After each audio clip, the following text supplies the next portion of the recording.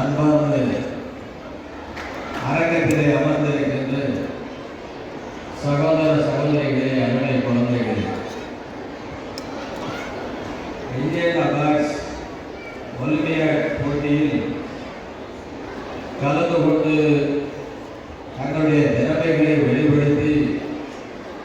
பரிசுகளை பெற இருக்கின்ற மாணவ செல்வங்களே, இந்த நிகழ்ச்சியை முன்னின்று நடத்துகின்ற இந்தியன் அவார்ட்ஸ்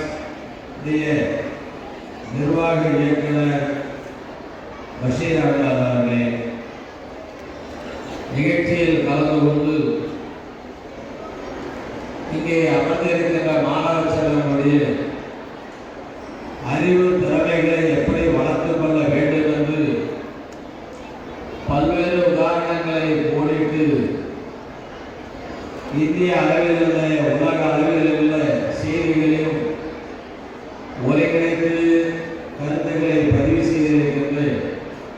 சிறுபான்மையினர் ஆணையத்தின் தலைவர் அண்ணன் பீட்டர் அல்போன்ஸ் அவர்களே, தேசிய ஒருமைப்பாட்டு கவுன்சிலிங் தலைவர் அருமை சகோதரர் விநாயகத்துல்லா அவர்களே, தமிழ்நாடு உருது அகாடமி துணைத் தலைவர் அருமை சகோதரர்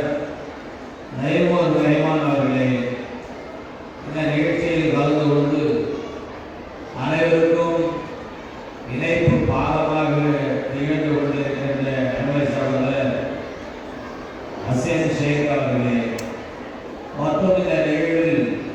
முன்னின்று நடத்துகின்ற ஆசிரியர் பெருந்தகைகளே, பல்வேறு பொருட்கள் இருக்கின்ற நிர்வாகிகளே, உங்கள் அனைவருக்கும் நிகழ்ந்த வணக்கத்தினை முதலில் தெரிவித்து, மாணவர்களுடைய அந்த திறமைகளை வெளிப்படுத்துகின்ற ஒரு போட்டியாக இதன் மூலமாக இந்த நிகழ்வில் கலந்து கொள்வதில் மிக்க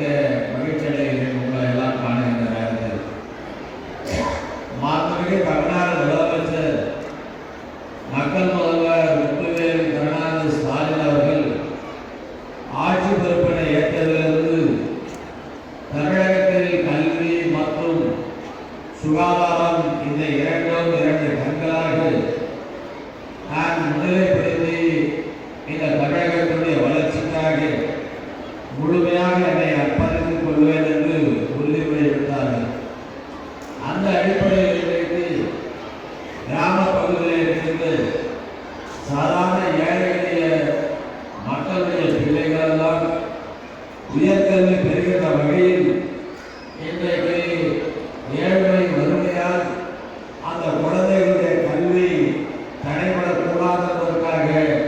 காலை சிற்றுண்டி திட்டத்தை மாண்புமிகு முதலமைச்சர் அவர்கள் உருவாக்கி கொடுத்திருக்கிறார்கள். இது தமிழகத்தினுடைய திட்டம் இந்தியாவில் எந்த மாநிலத்திலும் இல்லை என்று சொன்னாலும் இதை உலக அளவில் இந்த திட்டம் இன்றைக்கு சிறப்படைந்திருக்கிறது. கன்னட நாட்டில் இந்த திட்டத்தை துவக்கிய அதிபர் இந்தியாவில் உள்ள தமிழ்நாட்டுடைய முதலமைச்சர் இந்த திட்டத்தை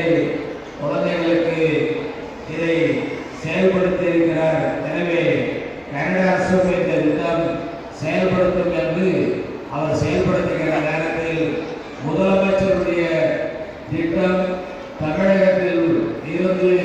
இன்றைக்கு உலக அளவில் அதை ஏற்றுக்கொள்ளுகிற சிறப்பு திட்டமாக இருக்கிறது. அதை சொல்வதற்கு காரணம், இங்கே இருக்கிற சின்னஞ்சிறு பிள்ளைகள் கல்வி அறிவு பெற்று தன்னுடைய வாழ்வாதாரத்தை உயர்த்திக் கொள்ள வேண்டிய அந்த உயர்ந்த நோக்கத்தோடு இருக்க வேண்டும் என்பதற்காக மாண்புமிகு முதலமைச்சருடைய நோக்கம். அதில் குறிப்பாக பெண் பிள்ளைகள் படிக்க வேண்டும். பெண் பிள்ளை படித்தால்தான் இந்த சமுதாயம் படித்த சமுதாயமாக உருவாக்க முடியும் என்று முத்தமிழ் அறிஞர் கலைஞர் அவர்கள் குறிப்பிட்டார்கள். ஒரு பெண் படித்தால் தனக்கு பிறக்கின்ற குழந்தை ஆணாக இருந்தாலும் பெண்ணாக இருந்தாலும் அது ஒரு படித்த சமுதாயமாக உருவாக்குவதற்கு பொறுப்பெடுத்துக் கொள்வார்கள் என்று அன்றைக்கு கலைஞர் சொன்னதை தான் இன்றைக்கு புதுமை பெண் திட்டத்தை கொண்டு வந்து அந்த திட்டத்தின் மூலமாக அரசு